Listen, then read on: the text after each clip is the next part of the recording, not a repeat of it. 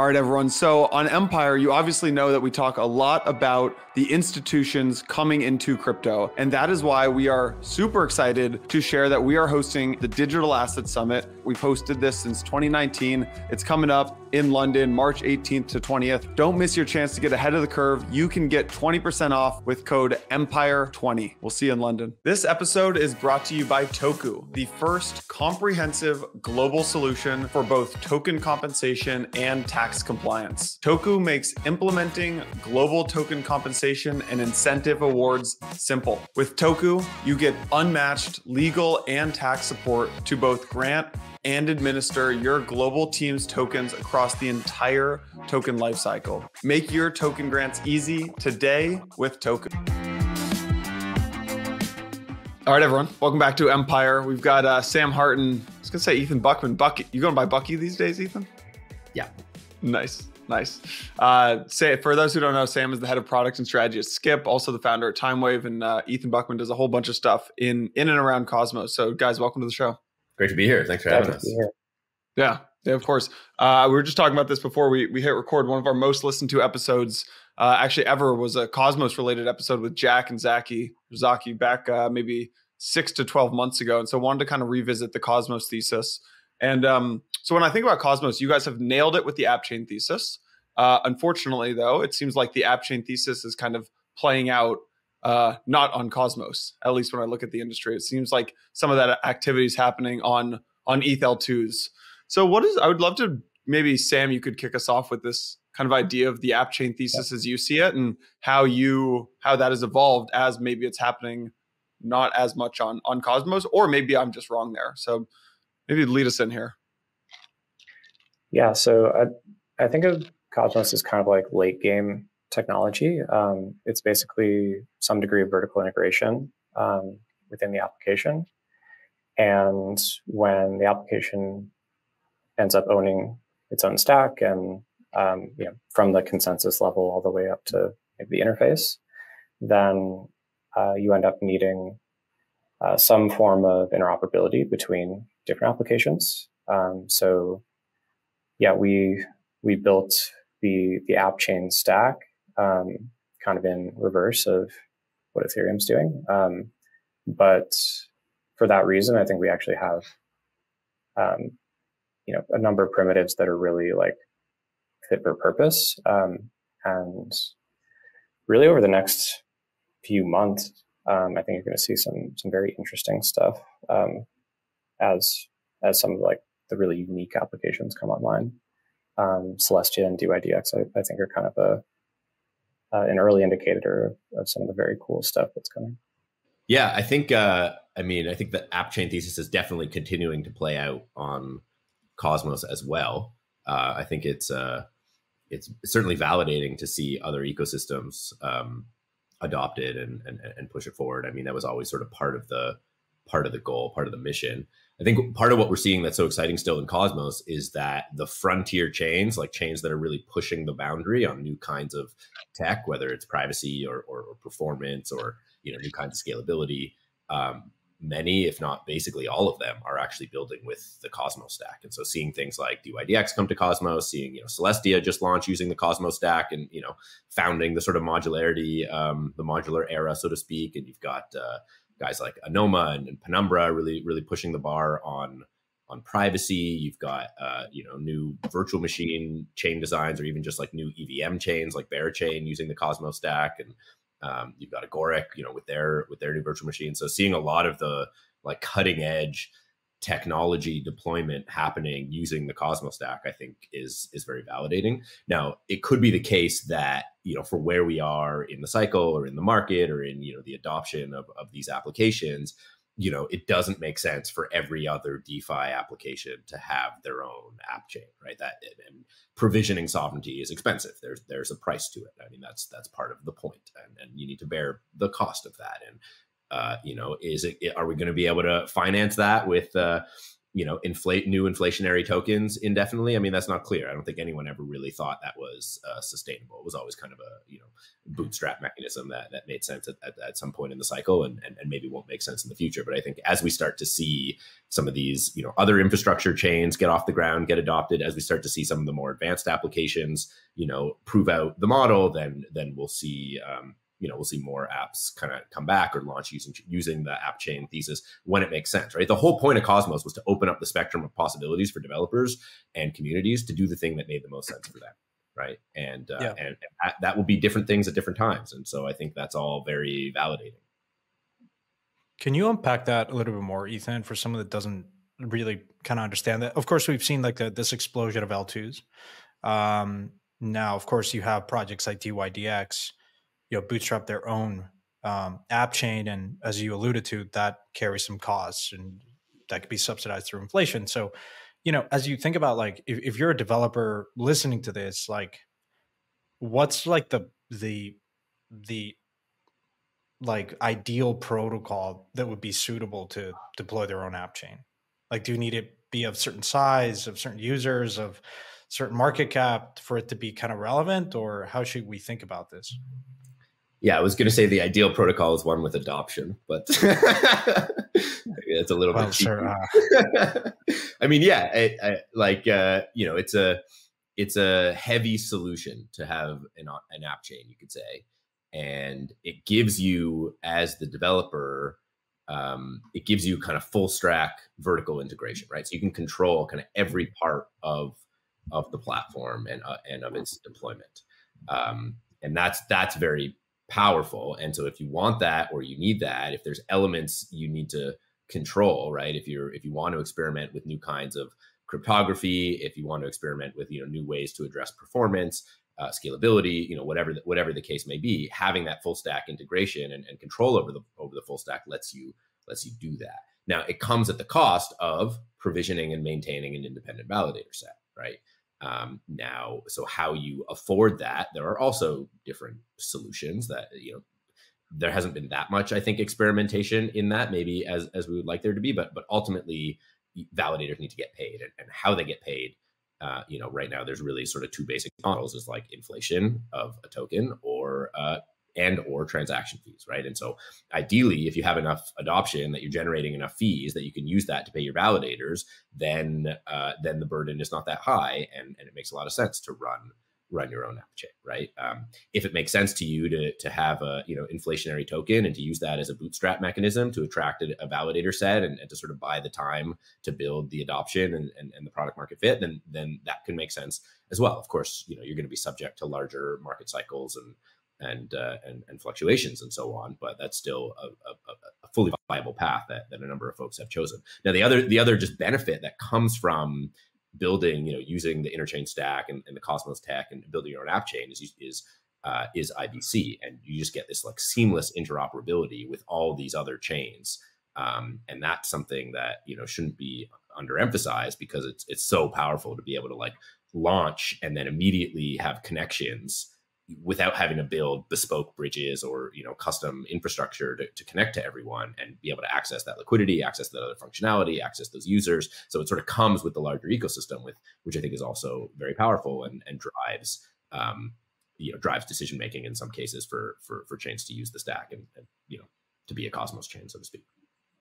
Yeah, I want to talk about two things. One, shared security, and some of the validators that you could go about, like, for instance, Eigenlayer and some of these projects are creating like this validator community, and that like shared security model, and how that would compare to kind of launching your own app chain. And I also want to talk about just composability in the context of IBC, because that's something that's often talked about in the context of L2s. Like, do you lose composability? Obviously, bridges create friction, but maybe we can start with IBC, just how powerful that is relative to kind of the current or the different other kind of value propositions out there. Could you talk about like how IBC could work, and how that, from a user experience and also from a developer experience, how different that is from, like, for instance, an L2? At Skip, we've actually played with a couple of different interop protocols, IBC as well as Axelar. We're playing a bit with some of the Ethereum native interop protocols, and we've had a really kind of great experience with IBC. It is it's quite fleshed out. So the level of interop that you kind of see in Cosmos is quite interesting. I mean, it actually kind of rivals a kind of shared execution environment. So you can do remote execution calls, get results back, perform computation after those results have been received. There's a whole kind of acknowledgement timeout model. So you get a rich set of information about the form of execution that's happening on remote domains that can then be kind of like integrated into some local logic. So you can have like continuations after remote execution. You do see these like multi-chain flows pretty frequently in Cosmos. And I haven't really seen that in Ethereum yet, where you're performing some, a swap locally, migrating that to another chain, performing another swap, or like putting that into a lending protocol on a remote chain. You're just doing that as like a single signing event. Yeah. And I want to kind of level set that, because what you're alluding to is like it takes up to 2, 3, 5 days to switch between an L2 and an L1, for instance. And what you're saying is with IBC, if you're, for instance, one chain and then you're interacting with another, say DYDX, and then you want to do something else, you could do that. Like IBC is this connectivity layer that you can do that, almost atomic, like. Yeah, so it has asynchronous atomicity. And the consensus protocol, Comet, was like built with this in mind. It has instant finality. So really you're talking about the duration of like a single block time, and then a message to be passed, and then another block time on the remote chain. So it's on the order of like seconds to perform multi-chain flows. Can be a little bit longer depending on the kind of transmission time. That's kind of all stuff that we're working on, is like improving block times and transmission speeds, so you can really do these things. It's like, okay, it kind of like works just instantly, and I'd like touched 4 different chains. Yeah. I wonder, one of the biggest questions for me when I first started learning more about Cosmos, you guys raised around way back in the day for Tendermint, and IBC was like on the horizon. Then of course it took a little bit of time.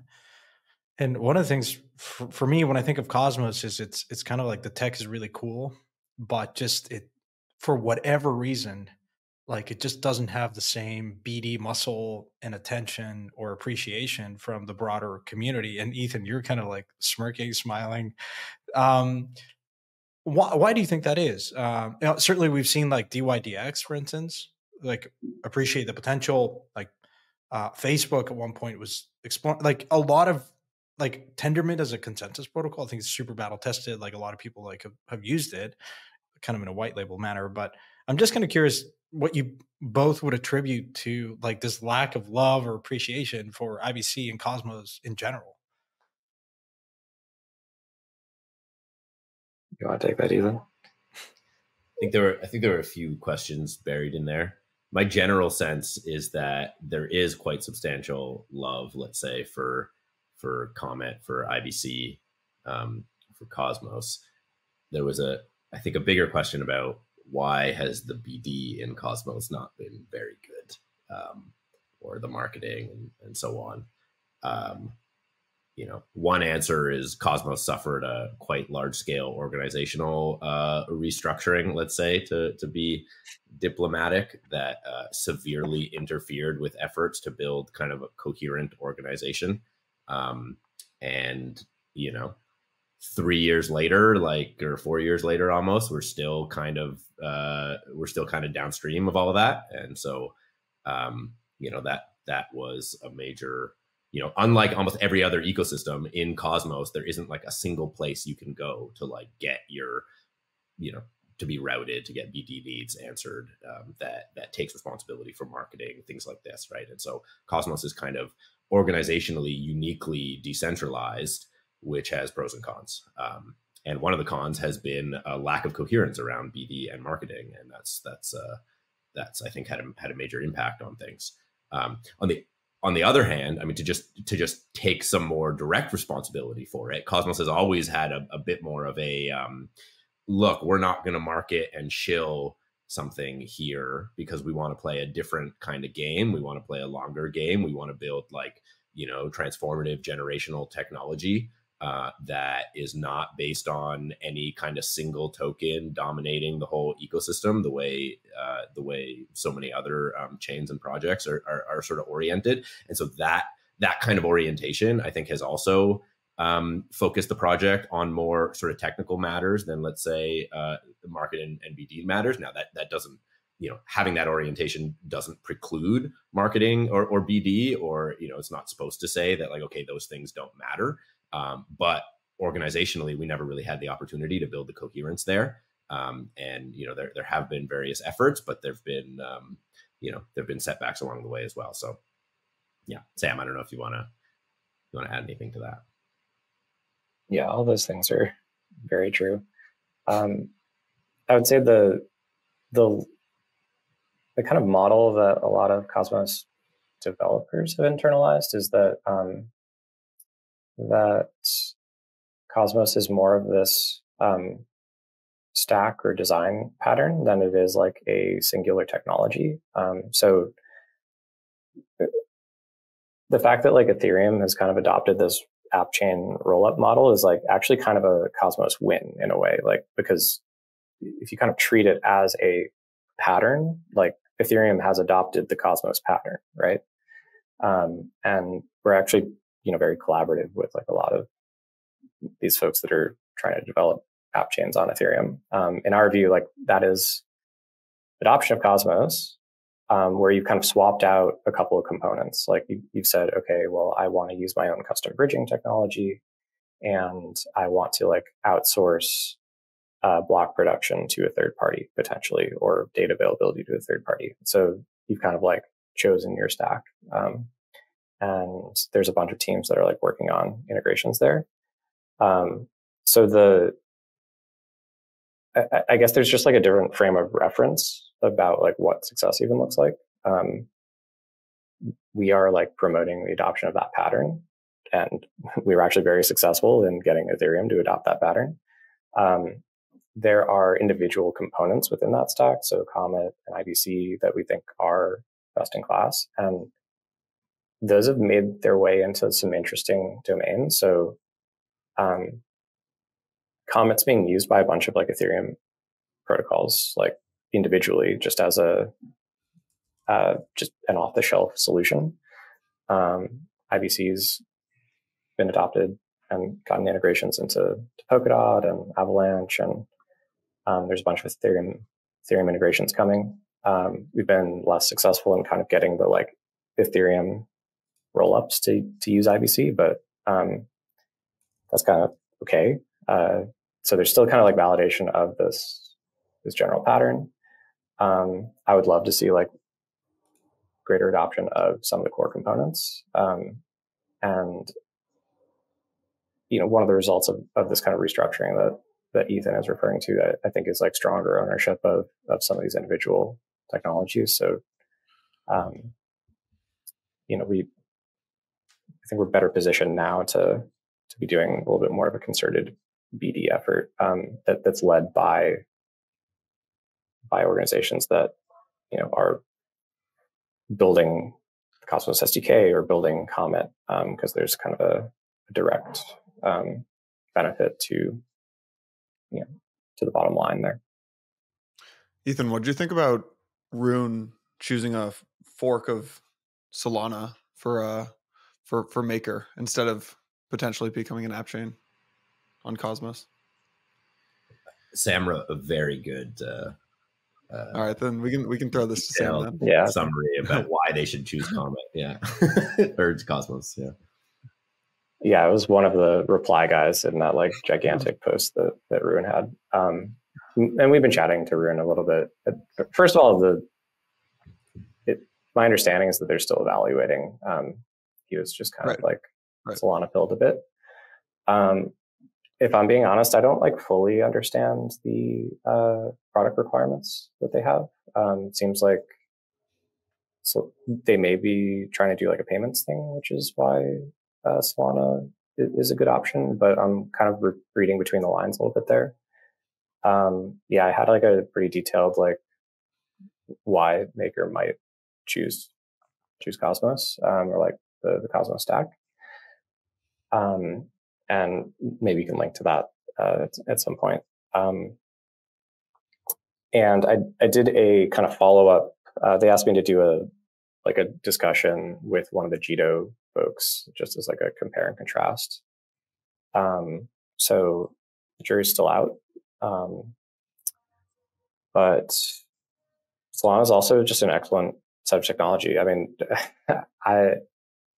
we've been in conversation with Anatoly for a long time. Like, they've borrowed a bunch of design elements from our technology. Like, we're very supportive of that community. So I really think that people should be thinking about the selection of the underlying components, like from first principles. Like, what are your needs? What are your needs from a functionality perspective, from an integration perspective, wallet support, what is the kind of governance model that you're looking for, and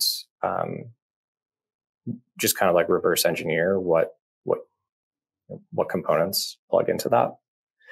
And there's strong evidence that like one or more of the Cosmos components actually serves customers quite well. Yeah. Ethan, I know you were half joking when you unmuted to give the little Solana plug there, but I'd actually be curious to get your takes on maybe the OP stack versus Solana. And if you weren't building in Cosmos and you had to pick maybe OP stack or something on Arbitrum versus Solana, where would you tend to trend towards? Me personally? Yeah. I guess it depends on what I'm building and what I need and how much, what does it come down to? Like ETH alignment versus performance or something, right? So which gods do I need to make the sacrifices to? I would be doing something in the Cosmos philosophy. I mean, I don't know exactly. It would very much depend on the application. So I don't think you can answer that in general. And I think that's kind of the point of Cosmos is to say that, you can't make these kinds of decisions in general, and it doesn't make sense to think about these things in general, and that you actually have to reason about particular applications, particular needs, particular communities and use cases and deployment strategies and what you actually want out of the system. And just trying to build generalized general purpose infrastructure for every single use case doesn't make sense. I mean, that's not how you build scalable social technologies. And I think, Ethereum is sort of coming to terms with that in a kind of roundabout way, where they're realizing, okay, maybe we're not going to build a world computer for every application. We're going to build a world computer for settlement across application specific, computers. Whereas Solana is maybe doing something different, but I think even Solana's use case is very particular. They want to build, very high performance global state machine, right? And that's not going to serve every use case, and I think they know that. And I sort of make the joke, oh, it's a Cosmos chain. I mean, Totally makes that joke too, but in a sense, it's not a joke. It's real because they're building under the model that they have particular community, particular use case, and they're designing for that, and they need control of the whole stack so that they can meet their requirements, right? And that's what has made Solana so great, frankly, is that they get that, right? So I think that's that's important to understand. Now, so again, I can't answer that in general. It would depend on what I'm building and who I'm building it with and for what purpose. Yeah. So does everything become or can become a Cosmos chain with IBC? Like, Yeah. That's the hope. That's the idea. Yeah. If I had to wager a guess, like the reason that people are choosing the OP stack today is basically because it has a bunch of out of the box like wallet integrations, and DeFi protocols can deploy there relatively easily. And then there's like some kind of norm that's set that you can onboard ETH liquidity, ETH users. Those are fantastic reasons to choose a stack. They really have nothing to do with technology. More to do with what, like user aggregation, basically, like all the users. User and developer aggregation. And like that is an amazing reason to choose technology. So the Cosmos theory here is that like historically aggregation of demand has been around the L1, right? People are hanging out in like Arbitrum DeFi land, or they're hanging out in ETH land. And your guys' theory is that has to end, right? And that applications end up becoming the real user aggregators, like they do in Web 2. I think so. Yeah. I mean, I think Ethan and I maybe came to this from a slightly different place, but I was like very interested in this like platform co-op type model, where it's like, okay, there's these like giant Web 2 applications where there's no user ownership, and they have a kind of an outsized power. So like, can we actually like give users on the platform more agency? And Ethan, I think, came at it from like a very kind of monetary localist perspective, a little bit more grounded in economics. But I mean, by and large, I would say that's correct. Like, Cosmos is pretty focused on like communities, and Arbitrum is a community.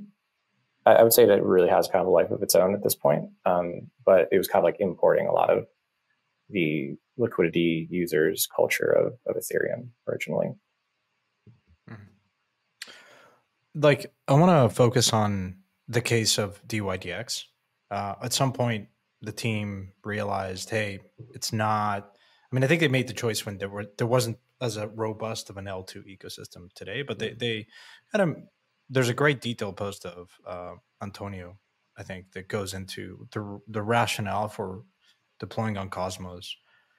I want to get your perspective. One, how more, like, are we going to see more DYDXs of the world that at some point decide that the Cosmos chain is sort of like the more viable kind of path forward versus having their own L2 or a fork of Solana? And if so, I'm curious if there are particular applications that or type of protocols that might do that versus others that just may not. Yeah, I think so. I've worked with DYDX a fair bit, and it's definitely of this class of user that wants to have very specific functionality that kind of requires some degree of full stack control.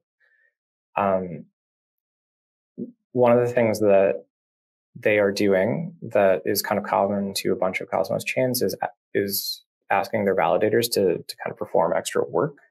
So they are holding an order book and performing matching operations. They're going to be involved in the kind of future Oracle updates, most likely. And these are things that a rollup potentially could do. Even the rollup frameworks that are out there today are pretty they're kind of like smart contract plus. Like, there isn't a lot of access to like low level primitives, and that's just because these frameworks are pretty new and they haven't really been like sufficiently explored, in my opinion. But you don't really see these projects like leveraging the validator set in the same way, or they'll add like a single opcode or something. That's kind of like the degree of customizability that you get. They're not modifying the consensus engine. And that's the kind of thing that you're going to be doing in Cosmos. And that's kind of what TYDX needed at the end of the day. All right, everyone. So we talk a lot about the institutions coming into crypto on Empire. Santi and I are both headed out to London, March 18th to 20th for Blockworks' 8th ever Digital Asset Summit, DAS. This is an institutional buttoned up conference that we've hosted since 2019. I like to joke that it is probably the last remaining kind of suit and tie event in crypto. People are still wearing suit and tie. It's pretty funny, but you'll actually hear from a lot of the largest institutions in the world coming from Standard Charter, FIS, JP Morgan, Framework folks coming out, Wintermute, Van Eck, Goldman Sachs. There are a couple big themes of this conference. 1, Bitcoin catalysts, the halving and the spot ETF. 2, a view from the buy side. 3, RWA's tokenization and stablecoins. 4, global regulatory frameworks. 5, institutional infrastructure, including banking and payments. And 6, the macro case for crypto. If you have anything to do with the institutional side of crypto, you have to be there. Santi and I got your back. We hooked you up with a 20% off code. It is Empire20. There is a little competition running internally at Blockworks to see who can drive the most number of tickets. So help Santi and I out. Register with our code and you get 20% off. That is Empire20. This episode is brought to you by Toku, the first comprehensive global solution for token compensation and tax compliance. If you say yes to any of the following 4 questions, Toku is a no-brainer solution for you. Number 1, are you planning to launch a token? Number 2, is your token already live? Number 3, are you currently granting your employees or contractors vesting token awards? And number 4, are you trying to figure out how to take care of taxable token events for your team? If yes, you have to get in touch with the Toku team. Toku to High Level makes implementing global token compensation and incentive awards simple. You get unmatched legal and tax support to both grant and administer your global team's tokens. Toku navigates this across the entire token lifecycle, from easy-to-use token grant, award templates, through tracking vesting to managing tax withholdings. Toku makes it simple for leading companies in the space, including Protocol Labs, DYDX Foundation, Minute Foundation, Hedera, Gnosis Safe, Gitcoin, and many more. Reach out to Toku, that is toku.com/empire, toku.com/empire. Click the link in the description or DM me on Twitter and I'll get you connected to the team. On the point of validators, Ethan, I don't know if you have an opinion on that, but I want to we've talked about, getting a validator set and how important that is to launching your own app chain. Walk us through, who are these folks? How easy is it to bootstrap that? And what are the options in terms of the shared security model? Can you borrow it from another app chain and then pay them some sort of, like a referral kind of fee of sorts? What are the different options and how easy is it to bootstrap this validator set or get some shared security? Yeah, I think there's a growing number of validator companies out there, and I don't think chains have had a hard time recruiting validators. I mean, some test nets become overloaded with validators, and validator sets on new chains tend to be quite competitive quite quickly. And so, you even find validators who were pretty active, dropping out of the set kind of quickly because they just don't have enough stake. So it seems like actually recruiting validator sets hasn't been that difficult. Now, maybe keeping them sufficiently decentralized, or ensuring that the sort of long tail of small validators are financially viable. That's been a little bit more difficult with especially during the bear cycle and with inflationary, mechanics and all that sort of stuff. But, of course, now we're seeing an emerging set of options around shared security. So, one in particular has been the interchain security offering from the Cosmos Hub. So that hasn't really been used for launching new chains per se yet. I mean, it's not the current version that's released isn't really that scalable. So to date, there are two chains using the interchain security model with the Cosmos Hub. So those are Neutron and Stride. So Neutron is a CosmWasm smart contracting platform that inherits its security from Atom and the Cosmos Hub, and Stride is a Cosmos-wide liquid staking liquid staking token provider. And we expect to see others, but we're also, there's a lot of work on actually making that protocol more scalable so that it can be really a more viable launch pad, let's say, for other chains or for existing chains to sort of segue in and give up their validator set or transition them over to leveraging the hub's validator set, or at least, what's interesting about what's emerging there is that it doesn't necessarily need to inherit the whole validator set from the Cosmos hub, but it could use the staked atoms on new validators or a different set of validators, which is sort of interesting possibilities that's being explored. So I think we're going to see a lot more options over the coming, let's say, year or 2 years about where new chains can source their security and validator set from. And I think we'll start to see like more interesting markets for that, which will be really interesting. I think there's a whole area of mechanism design around recruiting and incentivizing validators. And obviously it connects with, MEV and this kind of research that folks like Skip are doing and others. So I think it's about to get pretty interesting, but it's really just starting. And for like perhaps the the more uninitiated like Cosmos person, like for context, like one of the common criticism I've heard of Cosmos or Atoms is, in theory, the Cosmos hub is, like you could use Atom as like a stake. You stake your atoms and validators do that, and then it wasn't clear that would, like, the Atom would be like the security substrate of all these chains. So like, if that makes sense. Mm-hmm. And that's a common criticism I've heard over and over. It's like, yeah, we get the model. It's super interesting. The tech is very interesting, but unclear if Atom will be like that de facto like security substrate or just like the native token. Like you could have DYDX versus Atom. Mm-hmm. And so the value accrual is, so in a world where, yeah, you really nail it, you have so many protocols launching their own chain, and they may use their native token for security and for validation and not even use Atom for that.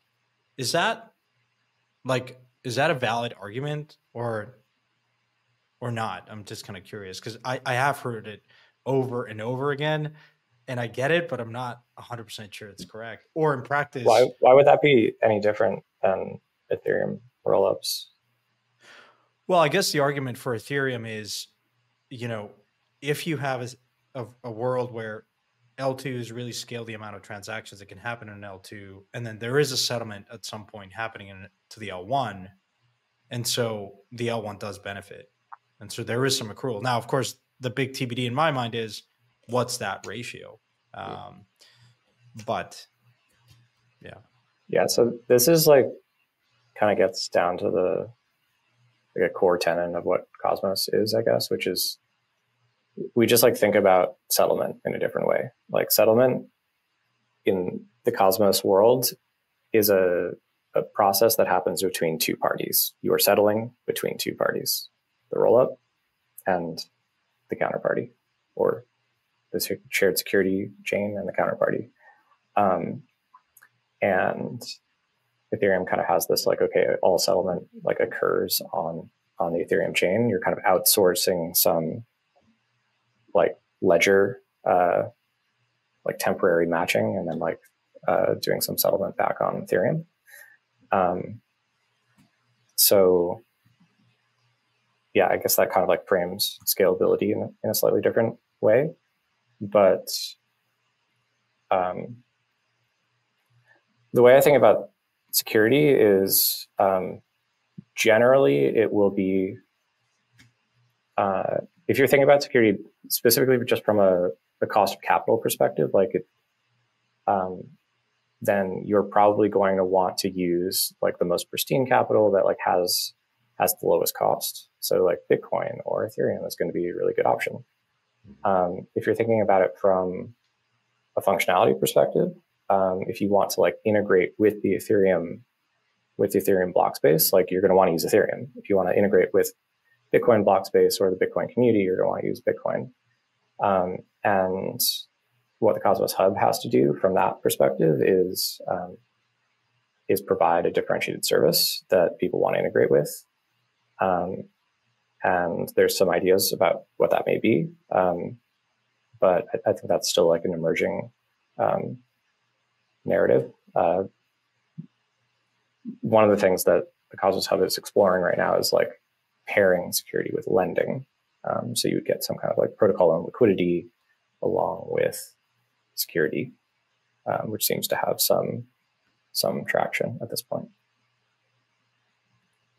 I think one of the core value propositions of the hub is to be a kind of safe, stable and safe, I call it an anchor in a thrashing sea, right? While it may not always be the highest market cap, chain, it may not be the, fastest, most innovative, but the goal is for it to be sort of around the longest, so to speak, and to provide a kind of, safe home for long-term stability, and so to reduce the surface area of the main chain, but within that to offer a strong, a compelling offering of interchain security and interchain capital or interchain money, depending on how you want to think of it, but also governance, right? And so the Cosmos Hub is one of the most sort of active and engaging, let's say, governance communities, and that sort of differentiates it, I think, from a number of other large market cap chains. There's sort of a lot of community engagement and involvement in sort of what it's doing and what its future is.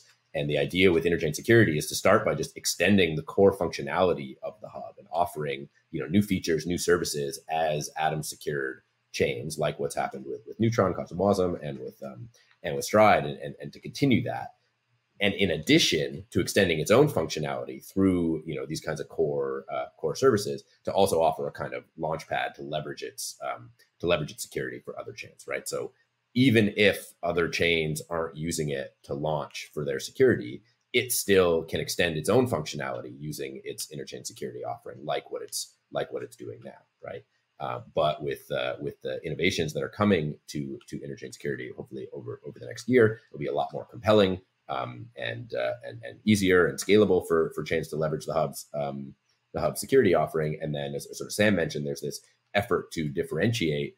One direction that's being explored is what we call atomic IDC, which is basically the ability for these chains that are secured by the Cosmos Hub to interact with each other atomically, and so they can have composable synchronous operations that execute sort of cross-chain within a single block. So that's potentially very powerful and would differentiate the hub's sort of security offering from shared security offering from those of other providers. Yeah.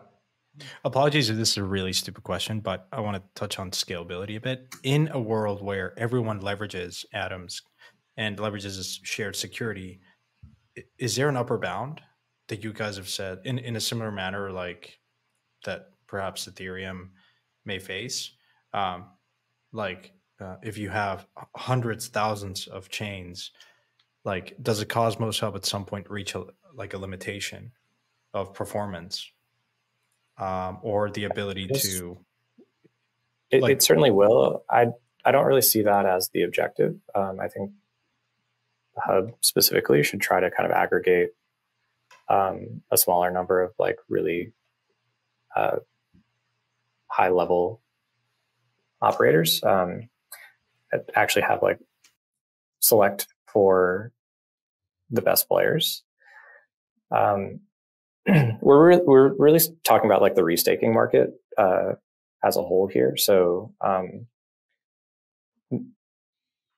security has like other dimensions, but when we're talking about kind of like differentiating within a security within a restaking market, you want like blue chip players that have tight integration with your core functionality. So if you want some form of synchronous state with some of these applications, if you need to like tap certain liquidity flows, then that's going to be one of the reasons that you would choose this domain.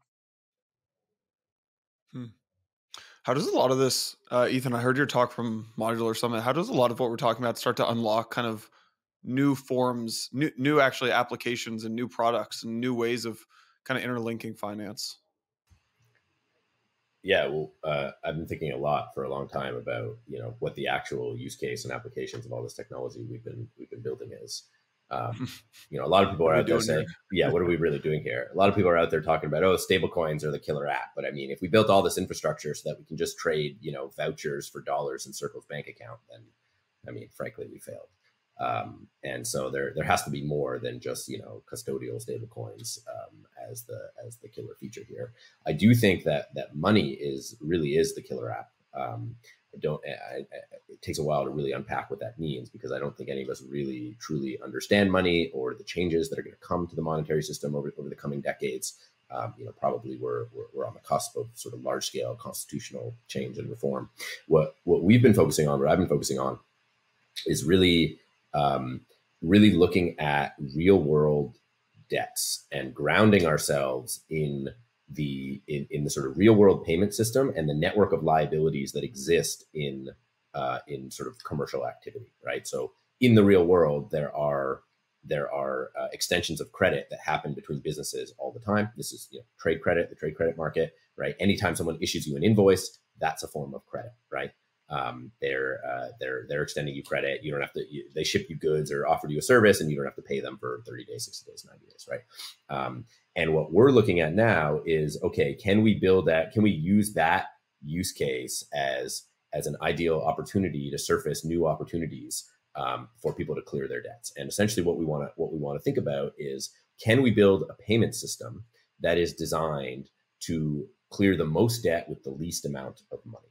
And right now, the way the payment systems works, no one's really thinking about that problem of reducing debt with less money, right? Of really optimizing the payments graph in general. Now, that's a very important problem for banks themselves, for financial institutions themselves, who get together in what are called clearinghouses or clearing clubs, where they're very concerned with clearing the most debt between themselves using the least amount of money, right? These are all liquidity saving mechanisms.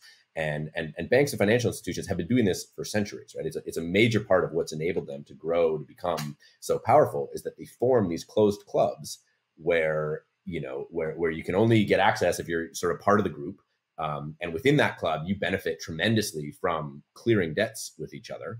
But access to those clubs is not accessible to the rest of the world, right? It's not accessible to you and me. It's not accessible to the average business. And so we're all sort of locked out of these clearing arrangements. And what we're looking at now is, okay, can we use the blockchain technology, privacy preserving technology, and the potential to do sort of atomic multilateral settlements, right? Executions that run across many agents at once, to enable anyone to participate in clearing and sort of seize back the power of really being sort of in the club, so to speak, right? Everyone's running around talking about, Bitcoin is like a bank account in your pocket, right?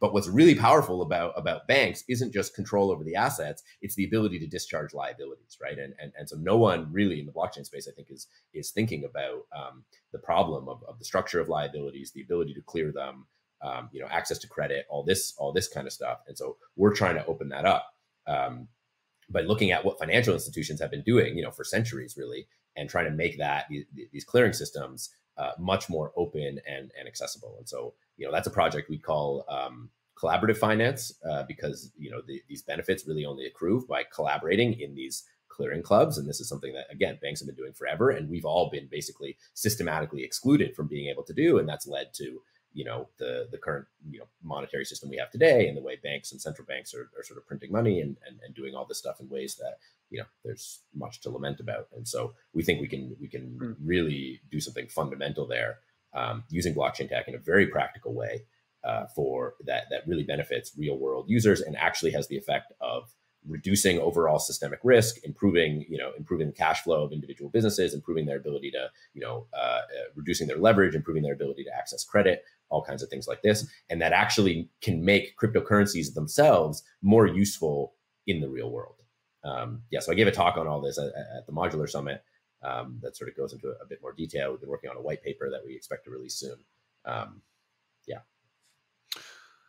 Is the layman's idea that, so historically DeFi has been settlement, like settlement for everybody. CoFi, or are you calling it CoFi? Collaborative finance is settlement plus clearing for all. Is that the really layman's one sentence overview of it? That's kind of the idea. Yeah. So banks have been like, look, we're going to keep clearing for ourselves, and we're going to force you to use our rails for settlement, right? And then blockchains and DeFi kind of come along. And they're like, well, clearing, that involves debts. We don't like debt. Let's just open settlement up for everyone, right? but that's not sufficient. And so we're kind of saying, look, clearing is actually really important. Let's make clearing available to everyone. Yeah, so that's right.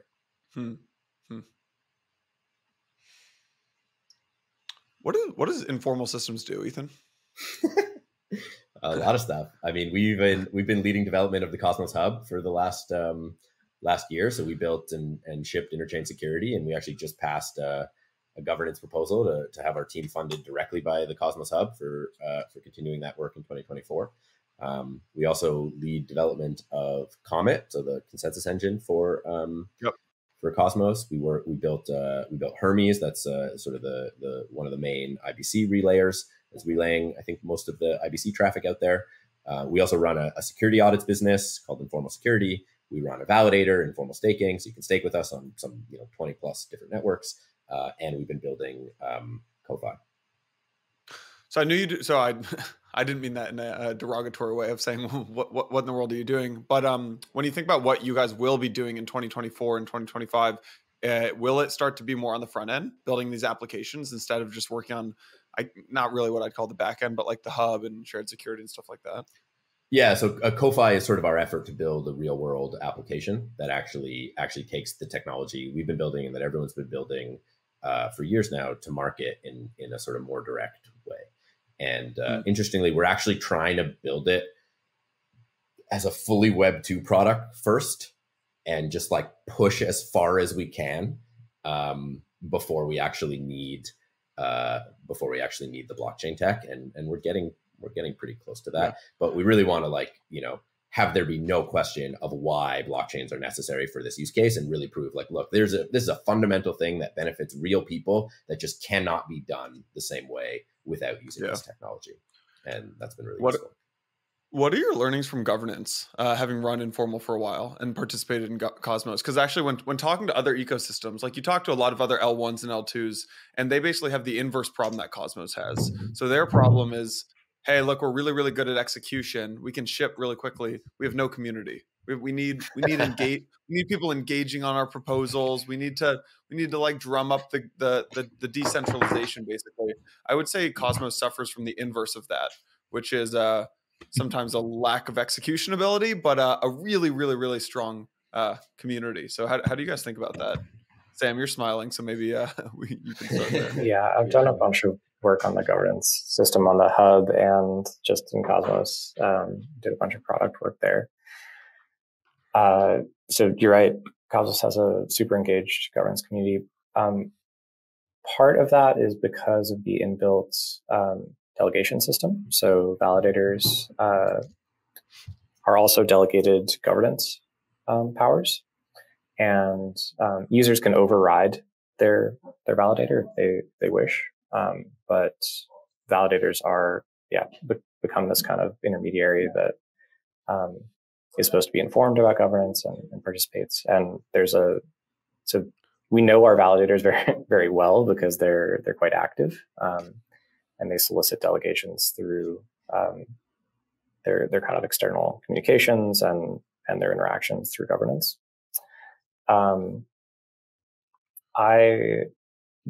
The Cosmos governance system is nowhere near perfect today. It was a first stab. I think it does surprisingly well, despite kind of its rudimentary design.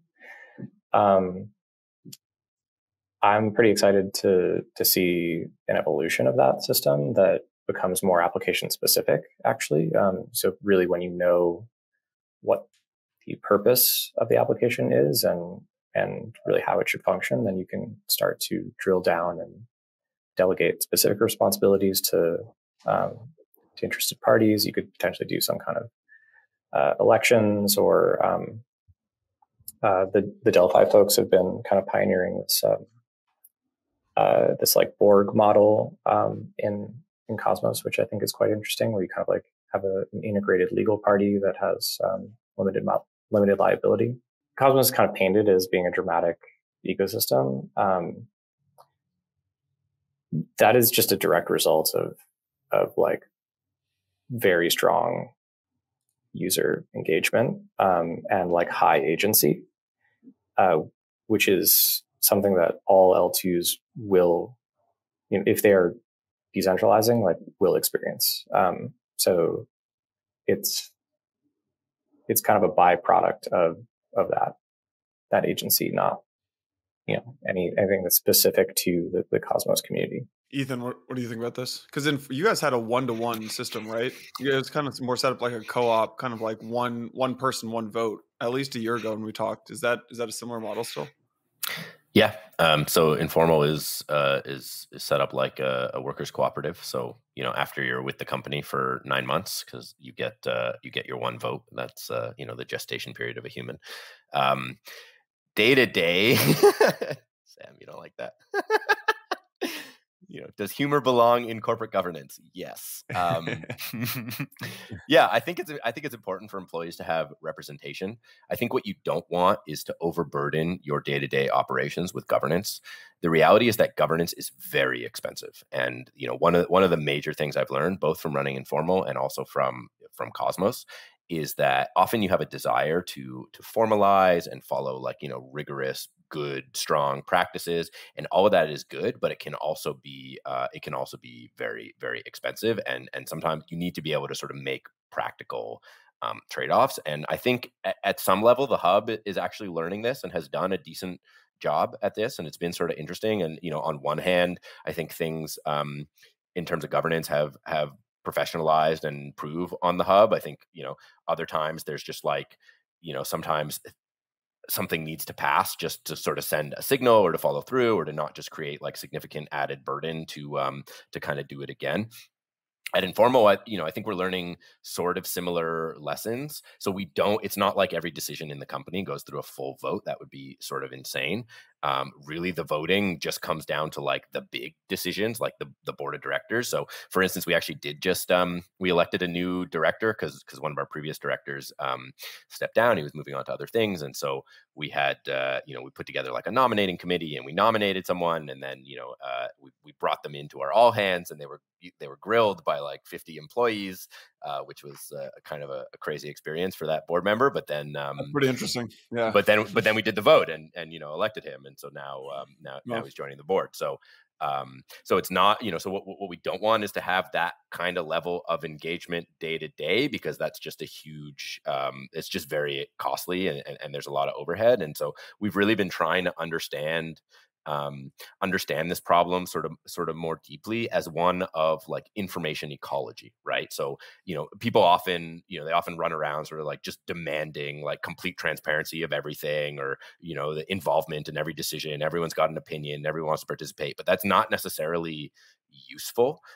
Making good decisions requires context, competence, and experience. And if you have people trying to be involved that don't have at least one, if not two, or all three of those things, context, competence, and experience, then it's not really valuable, right? And so just trying to do radical transparency for transparency's sake, or radical engagement for engagement's sake isn't necessarily useful. If you have people chiming in that don't have the context, competence, or experience, then you're not necessarily going to get good results just because you did governance, right?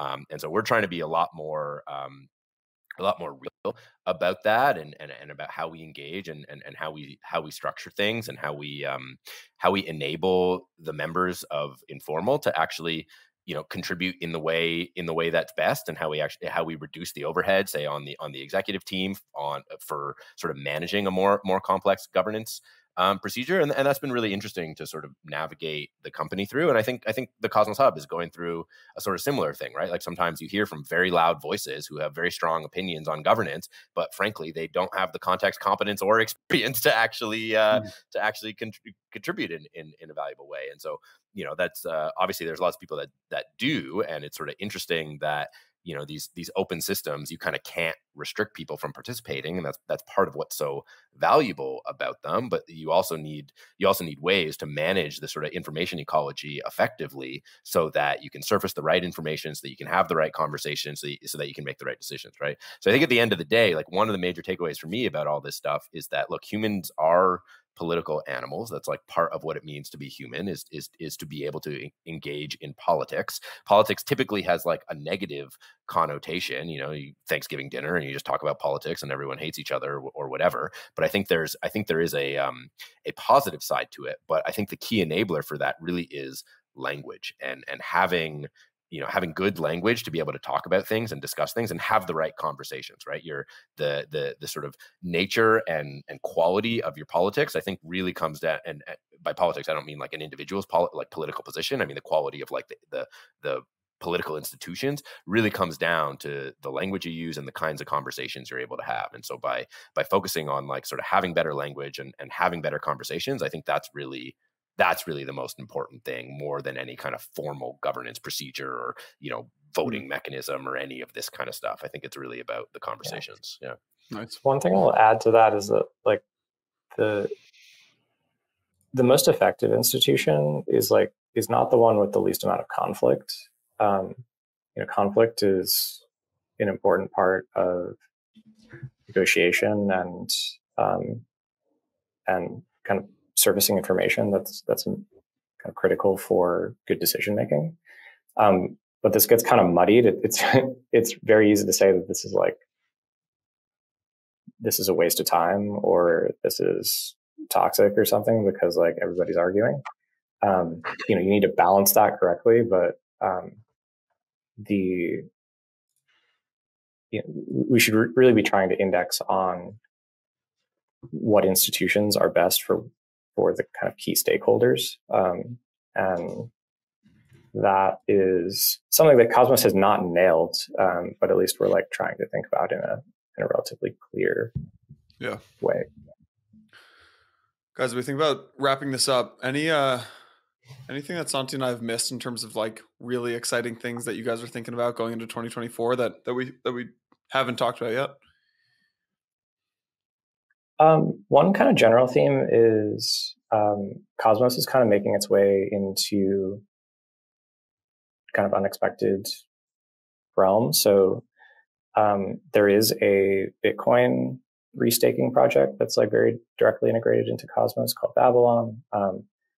We're working with the Eigenlayer folks on Cosmos integrations into restaking. So like I actually see the Cosmos is like going to be this interesting mesh that like exists between many different platforms. So the hub will basically be this like shared security provider against Celestia, Ethereum, Eigenlayer, Bitcoin. Is that kind of where you see that going? I mean, so Celestia is a DA provider, so like the quality of that security is a little bit different. Like restaking and data availability are complementary. Celestia may do its own restaking, don't know. But yeah, in terms of restaking providers, Bitcoin, the hub, and Ethereum are all kind of like options that are on the menu. And then there's also this mesh security system in Cosmos. So you could do kind of bilateral restaking relationships between different chains. And you know, now the question is like, why would you choose one versus the other? And you know, it may not come down to, it may just be an economic question, in which case maybe you just go for the lowest cost of capital. But I think that these things are going to be kind of paired with economic integrations and political integrations. Like, okay, we're going to do a partnership and we're going to allow one another to slash each other's change under certain conditions. And you know, so you can hold each other accountable.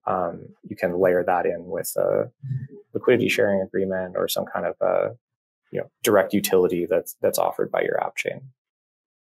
Yeah, that's really interesting.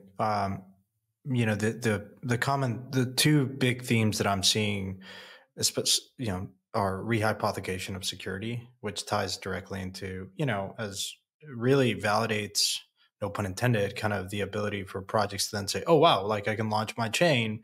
As we said at the beginning of the episode, when you talked about which type of project is suited to launch their own chain, I think that really lowers the cost or the hurdle to do that. And then IBC, I just see it as that kind of, I've always been of the mind of it's going to be a multi-chain world. And IBC, to me, when I first learned about it, was kind of that huge unlock that would allow you to connect pretty much anything. And so, of course, that took time, and but nonetheless, I mean, I think it's, to me, is one of perhaps the most important pieces of technology that exists out there, because it ties directly into no matter how you want to see it, whether you're a Solana Moxie or you believe in Solana purely, or you believe in the L1, L2 kind of construct, or like just IBC. Like, there's no version where you would be critical or you wouldn't like see the value that IBC delivers, no matter in what camp you're at, because at the end of the day, it just creates a more seamless connectivity between any chain, and that's huge in my mind. So I really appreciate you guys kind of bearing with us, because of course we asked really basic questions, as you could tell.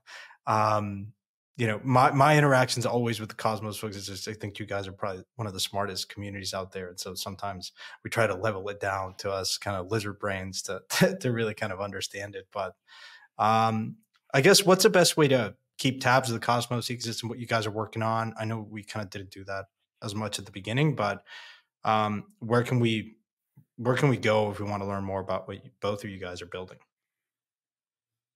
You can follow us on Twitter. I'm at Buckmanster, Buchmanster, and informal.systems is our company. And so, we post regular blog updates there on all the things we're working on. Yeah. And I'm at hxrts on Twitter. If you want to play around with IBC as a user, I would recommend going to ibc.fun, which is like a little demo website that we made to just do like transfers and swaps.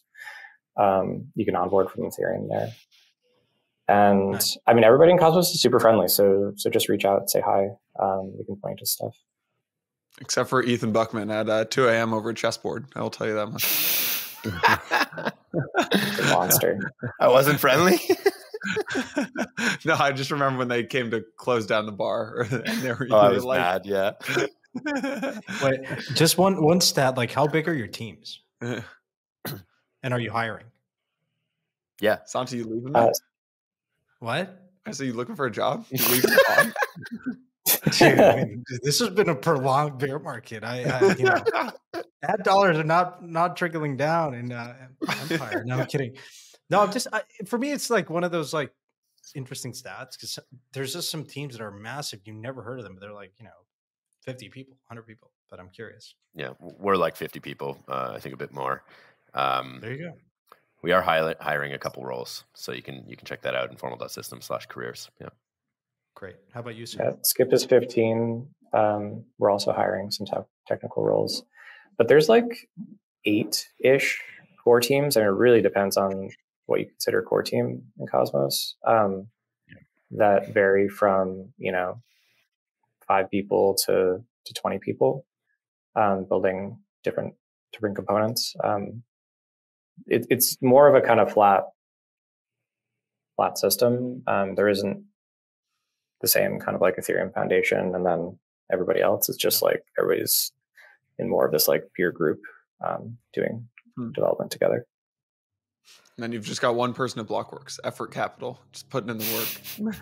Effort, oh my God. Yeah, that's our plant. Bless him. That's your plant, yeah. That's the mole. That's the mole. He made it in. Hey guys, well, this has been really great. We'll link to IBC. I'm definitely going to want to check that out, because I think that's a huge eye opener. But really appreciate you guys coming on and talking about this stuff and bearing with our very basic line of questioning. It was great. Hopefully we can have you guys back on and talk about more of the developments as they transpire the next couple 6 to 12 months. Yeah. Sounds Thanks, great. guys. Thanks for having Appreciate us. it. Yeah. Thank care. you. Ethan, Sam, thanks so much for coming on. Hey everyone, thank you so much for watching today's episode. Really hope you enjoyed it. We wanted to take a second to just remind you about our upcoming Digital Asset Summit in London, March 18th to 20th. Santi and I got your back. Seats are limited, and we hooked you up with a 20% off discount code. It is Empire20. If you heard it earlier in the podcast, there's a little competition running at Blockworks to see who can drive the most number of tickets. So when you register for the Digital Asset Summit, make sure you use our code Empire20. See you in London.